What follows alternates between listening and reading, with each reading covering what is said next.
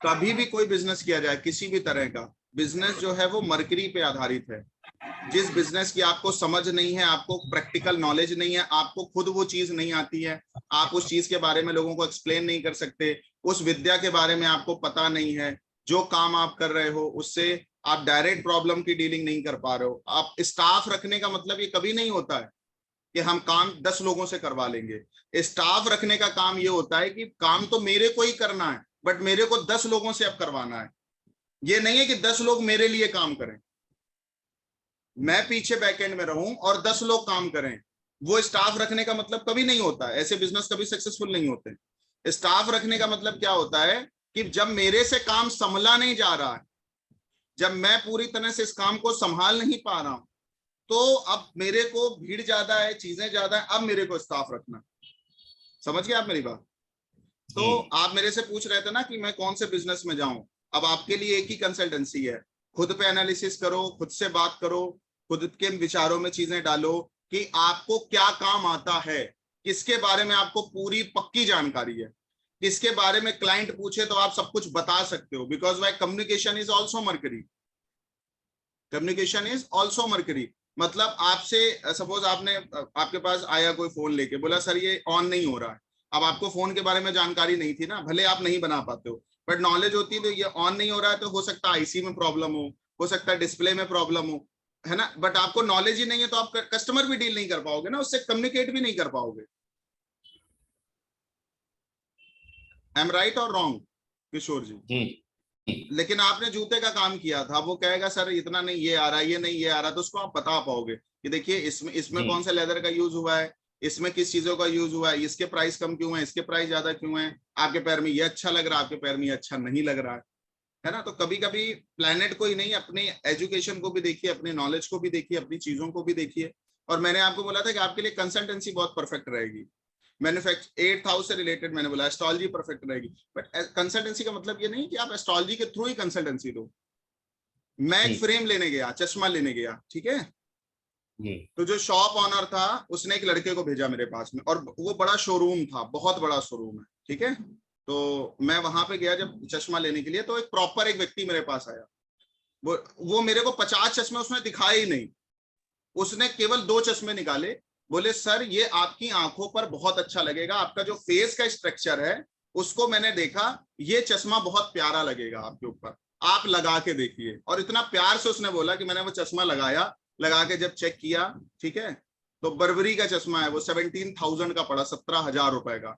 But मैंने with in second ले लिया। उसकी कंसल्टेंसी का प्रभाव, बाद में आके सोच रहे हैं भाई 4 महीने नहीं लगाना है इसको, 4 महीने नहीं लगाना है उसको, क्योंकि बस उसने ये मेरे को उसकी क्वालिटी बताई। बोले सर ऐसा है कि ये जो अगर आप कोई और चश्मा लोगे व्हाइट में तो वो येलो पड़ जाएगा 2-3 महीने में, है ना, ये येलो नहीं पड़ेगा।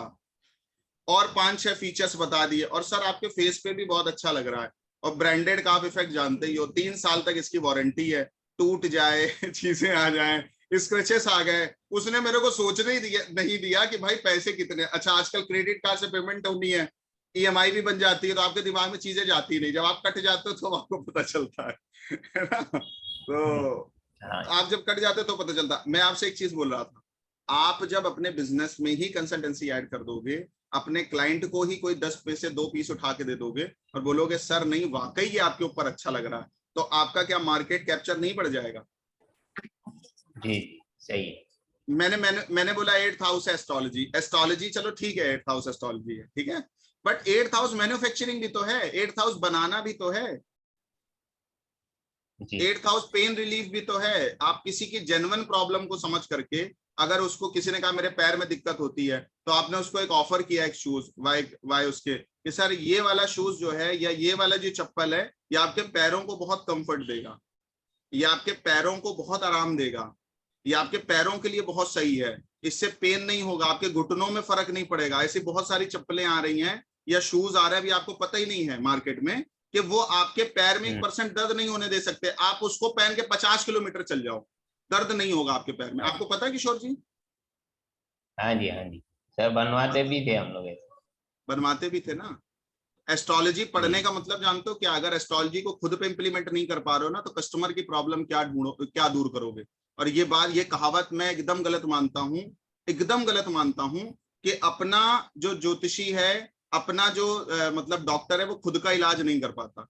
वो करना चाहता नहीं है इसलिए नहीं कर पाता, ऐसा नहीं है कि वो खुद में केबल नहीं है।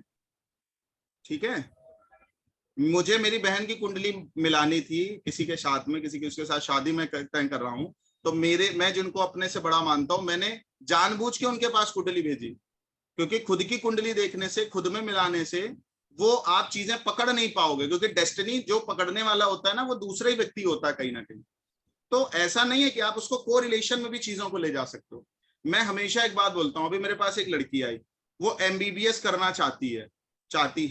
तो मैंने उसकी कुंडली देखा, मैंने कहा मरकरी के आगे आपका राहु आ रहा है, अगर आपको डॉक्टरी ही करनी है तो डॉक्टर में भी बहुत चीजें डिवाइड है। कोई दांतों का डॉक्टर बनता है, BDS करता है, कोई BMS करता है, कोई कुछ करता है, कोई कुछ करता है। तो मैंने उसको राहु जो है वो सोनोलॉजी, क्योंकि राहु रेजेस है, राहु जो है वो प्रिंट है, मतलब एक जो इमेज आती है, तो राहु इमेज भी है, राहु प्रिंट भी है, क्योंकि फोटोग्राफी भी राहु ही है। जो फोटोग्राफी प्रोफेशन में जाता है वो भी राहु वाला ही जाता है। तो मैंने कहा आप अगर डॉक्टरी करना चाहते हो, मैं आपको डॉक्टर बना सकता हूँ, मैं आपको डॉक्टर बना सकता हूँ, बट आप डायरेक्ट MBBS ना करके, आप फिजिशियन ना बन के, आप जो है वो राहु के कॉन्सेप्ट में जाइए। राहु का कॉन्सेप्ट इन द सेंस क्या है, रेडियोलॉजिस्ट या सोनोलॉजिस्ट की तरफ आप बढ़िए। बट वो लड़की ने मेरे को रिप्लाई जानते हो क्या दिया, सर यही तो मैं भी चाहती हूँ, बट मेरे फादर नहीं जाने देना चाहते, वो कह रहे हैं तुम BDS कर लो, तुम BMS कर लो, और वो उनके दिमाग में वो मेरे को यहाँ नहीं जाने देना चाहते। अब आप इनकम की बात करोगे, इनकम कितनी, और उसका खुद सब, अब वो पढ़ नहीं पा रही, मरकरी के आगे राहु, या तो आप उसको वो सब्जेक्ट पकड़ा दो, या तो उसको पढ़ने के लिए विदेश भेज दो, नहीं तो खुद के ही माइंड में कॉन्फ्लिक्शन से स्टार्ट हो जाएंगे। समझ गए किशोर जी? जी। तो एस्ट्रोलॉजी पढ़ने का मतलब है कि आप माइनर से माइनर चीजों में इंप्लीमेंट्स करो। आप किसी का 9 नंबर आ रहा है, तो आप उसको ये मत बोलो कि आपको टूर एंड ट्रेवल्स का ही बिजनेस करना है या उसका करना है। अगर वो अपने बिजनेस में 9 नंबर को यूटिलाइज कर पा रहा है, 9th हाउस को यूटिलाइज कर पा रहा है, या 9th हाउस से रिलेटेड प्लेनेट को यूटिलाइज पा रहा है, या जिस प्रोफेशन में आप उसको डायरेक्ट डाल रहे हो, वो जिस भी प्रोफेशन में है उससे इनडायरेक्ट टचअप बना पा रहा है, तो प्रॉब्लम क्या है? क्या प्रॉब्लम है? मेरी कुंडली में सैटर्न के आगे वीनस आता है, ठीक है, मेरी कुंडली में सैटर्न के आगे वीनस आता है, और मेरा एक टाइम पे मन था कि मैं एक्टिंग करूं, मैं एक्टिंग कर भी बहुत अच्छी लेता हूं, अभी भी एक्टिंग ही कर रहा हूं तो मैं एक्टिंग भी बहुत अच्छी कर लेता हूं। सिंगिंग, देखो वीनस क्या है, आर्टिस्टिक टैलेंट्स है ना। वीनस क्या है, कैमरे को फेस करना है। वीनस क्या है, टीवी पे या आपकी आपकी पूरी प्रॉपर जो है वो मतलब फेशियल एक्सप्रेशन है, वीनस जो है। तो अभी सैटर्न के आगे जिनका वीनस आता है, मैक्सिमम टाइम में उनको हम लोग ऐसा बोलते हैं कि आप फाइन आर्ट्स में जाओ।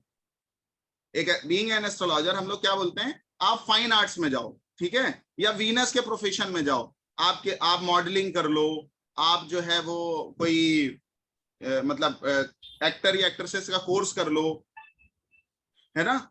डायरेक्ट आपको फाइन आर्ट्स की तरफ भेजते हैं, या आप कुछ मतलब जो ब्यूटी पार्लर के कोर्सेस कर लो, वहां पे डायरेक्ट भेजा जाता है।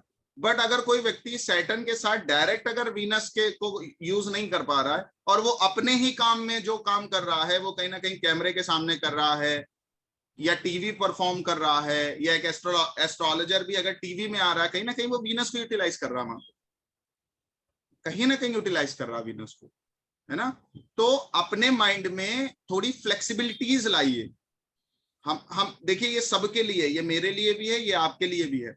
हम लोग क्या करते हैं कि जड़ एस्ट्रोलॉजर बन जाते हैं। हमने कुछ रूल्स पढ़ लिए, कुछ नियम पढ़ लिए, कुछ चीजें पढ़ लिए, अब सामने वाले पे थोपना चालू कर देते हैं, बिना ये समझे कि कहीं ये इस चीज को यूज तो नहीं कर रहा। अभी एक व्यक्ति की दशा चल रही, कल ही मेरे सामने वो बैठे थे, उनकी कुंडली में 5 और 12 ऑपरेट कर रहा था। अगर आप केपी एस्ट्रोलॉजी को पढ़े हो तो आपको पता है 5 और 12 जिस भी व्यक्ति का ऑपरेट करेगा उसकी पेमेंट ब्लॉक होगी, और उसको उसके काम में लॉसेस होंगे, है ना। तो मैंने उनको, आपको पता है, मैंने ये नहीं बोला कि आपको लॉसेस होंगे या आपकी पेमेंट रुकेगी। मेरे शब्द ये थे, मैंने उनको बोला, मैंने कहा आप अगर कैश पे काम नहीं कर रहे होगे, और अगर आपका काम केवल और केवल लोकलाइज होगा, और आप कैश पे काम नहीं कर रहे होगे, तो आप इस दशा में यहां टाइम से लेके यहां टाइम तक लॉस फेस कर रहे होगे।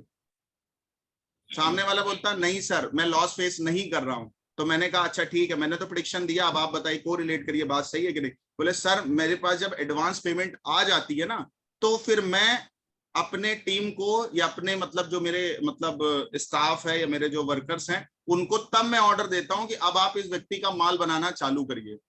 और मेरा मोस्टली जो ऑर्डर आ रहा है वो बाहर से ही आ रहा है।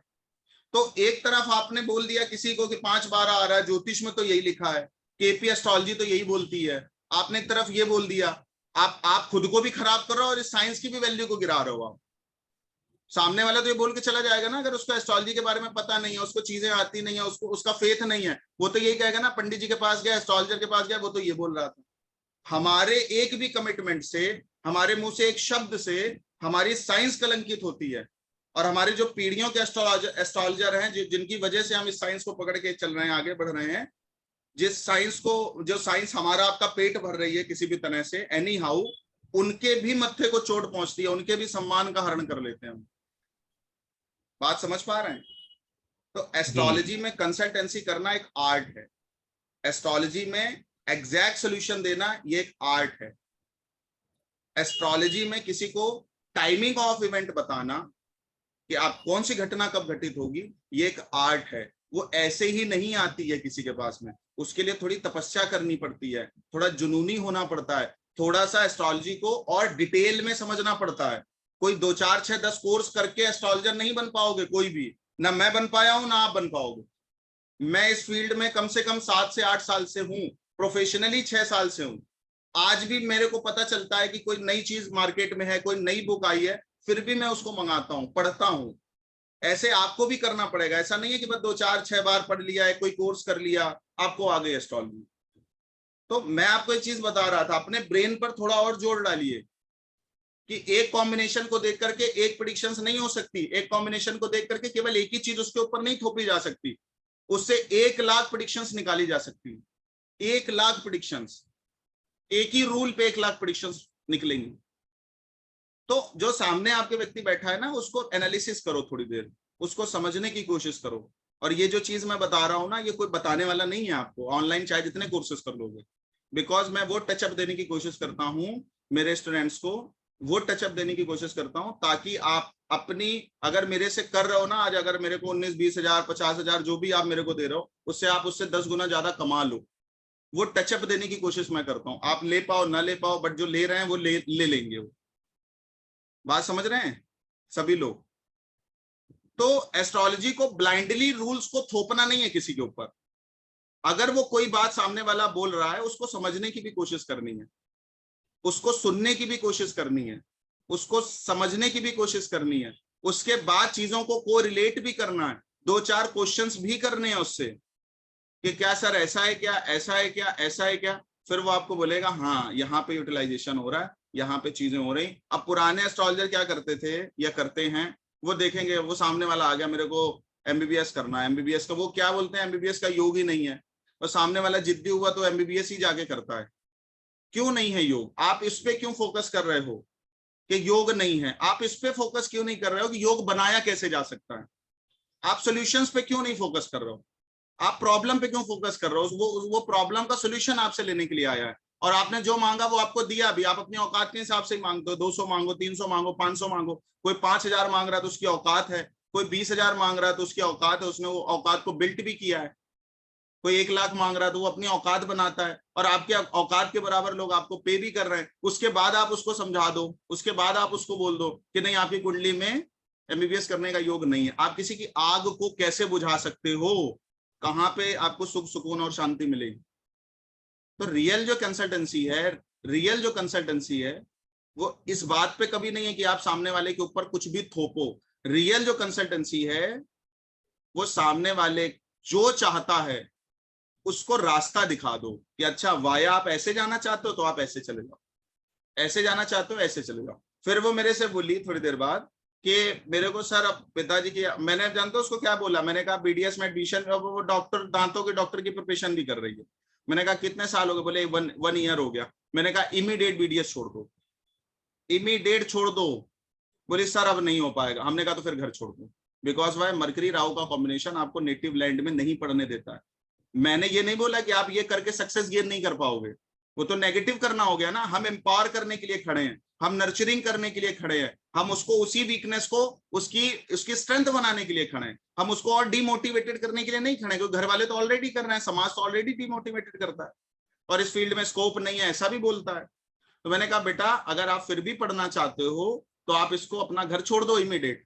तो आप चाहे बाहर से कर लो, चाहे अगर आपको कहीं भी आपने एडमिशन कराया, बट पढ़ने के लिए आप बाहर चले जाओ। बाहर इन द सेंस जहां पे कल्चर चेंज हो रहा है, एनवायरमेंट चेंज हो रहा है या लैंग्वेज चेंज हो रही है, उसको हम लोग विदेश बोलते हैं। बाहर जाने का मतलब क्या, जहां पे या तो कल्चर चेंज हो जाए, या तो एनवायरमेंट चेंज हो जाए, या तो लैंग्वेज चेंज हो जाए। तो आप वहां पे चले जाओ, ऐसे थोड़ा दूर दूर में चले जाओ, तो आपका सब कुछ बढ़िया चलने लग जाएगा। क्योंकि घर वाले आपके ऊपर जबरदस्ती करते हैं, आपको फ्रीडम के साथ में पढ़ने नहीं